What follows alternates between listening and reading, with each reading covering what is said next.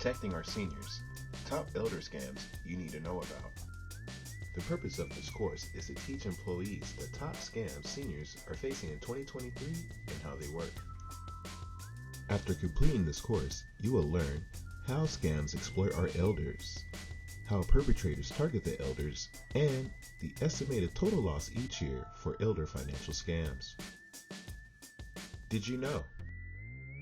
Recent studies suggest that financial exploitation, the illegal or improper use of an older American's funds, property, or assets, is the most common form of elder abuse, and yet only a small fraction of incidents are reported. Older Americans lose an estimated $28.3 billion each year in financial scams.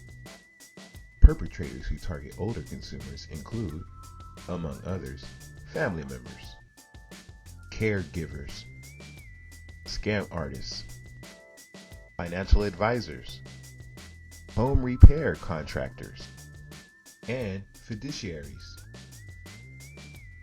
Now let's discuss the scams elders have fallen victim to.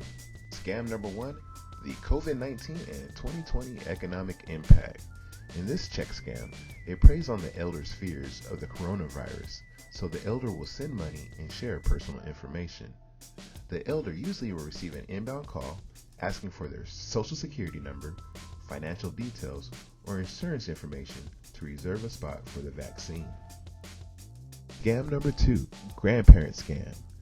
Scammers contact elderly victims, usually over the phone, and fraudsters pose as grandchild or family member either by name or by starting a conversation with, "It's me, Grandpa," in hopes that the victim will say the grandchild's name. Next, they make up elaborate stories and claim they're in trouble. The caller will be in hysterics, claiming they've been in an accident or in trouble with the law, or have even been kidnapped while traveling in a foreign country. Often, scammers speak softly, their words muffled amid sobs, or come up with an excuse for why they sound different, such as a bad phone connection. They might also try calling in the middle of the night when the victim is not fully awake or doesn't want to disturb others to confirm what's going on. The scammers quickly pass the conversation over to a third party. Fraudsters then introduce another person involved in the emergency. This could be someone claiming to be a law enforcement, a lawyer, or a kidnapper. In order to protect the family member in trouble, the victim will be required to pay money. The caller will ask for bail money or gift cards to get the victim's loved one out of the situation. Sometimes scammers even show up at your door or send rideshare drivers to collect the money. Grandparent scams rely on social engineering to put victims under stress and get them to act without thinking. There have also been recent variations of the scam, which take advantage of natural disasters or COVID-19 fears. Scam number 3, funeral and cemetery fraud. This scam takes advantage of seniors trying to make tough decisions about their final wishes. According to a 2021 price survey by the National Funeral Directors Association, the median cost of funeral with viewing and burial is estimated at $8,000, while a traditional adult funeral with cremation and burial is estimated at $7,000. Unethical funeral directors seek to collect many thousands more by overcharging for items or tricking elders into buying packages with extra features that they do not want or need.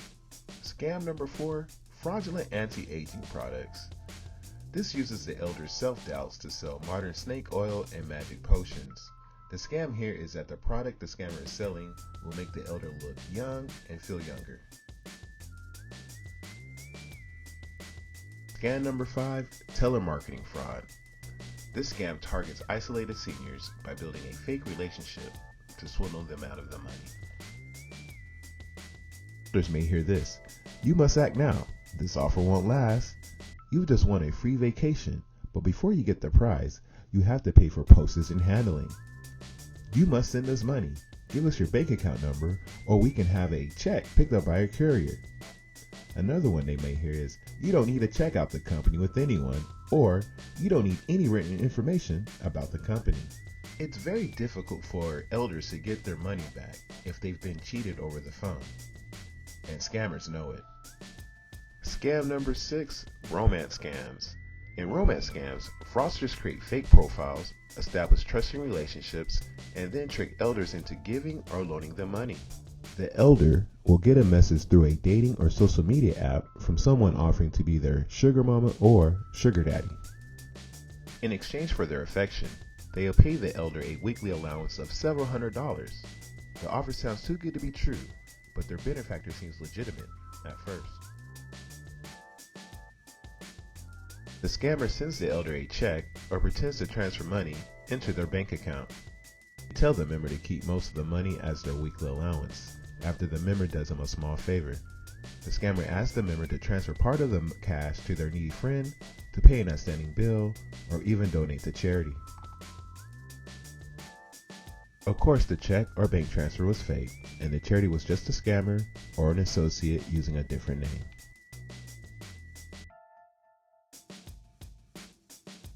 Scam number 7, Social Security fraud.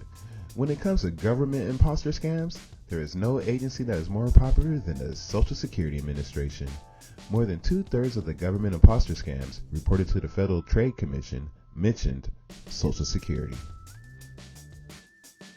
Social Security impersonation scams are also the most reported scams so far in 2022, according to the Federal Trade Commission's statistics. Nearly 450,000 such scams were reported to the Federal Trade Commission from 2019 through 2021, totaling more than $209 million in losses. Of those reports to the Federal Trade Commission in 2021, 5.8% reported losing money, an increase from the 3.5% who reported losses in similar scams in 2019.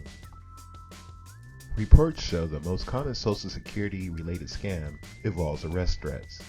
Posing as law enforcement, the scammer calls and threatens the intended victim with immediate arrest if they do not comply with the scammer's request.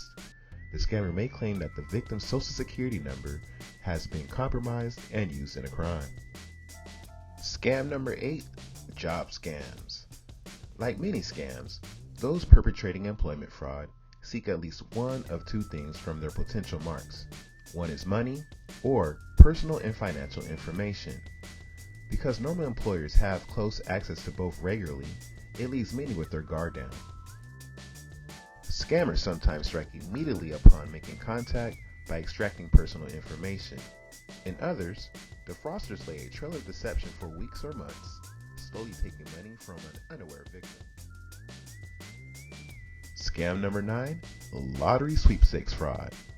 People over the age of 55 continue to be the primary target of sweepstakes, lottery, and prize scams, representing 72% of fraud reports for this type of scam received by the Better Business Bureau during the last 3 years. Of older consumers who were targeted, 91% reported that they lost money. Adults over age 55 lost an average of $978 million, while those ages 18 to 54 lost an average of $279 million, according to Scam Tracker reports.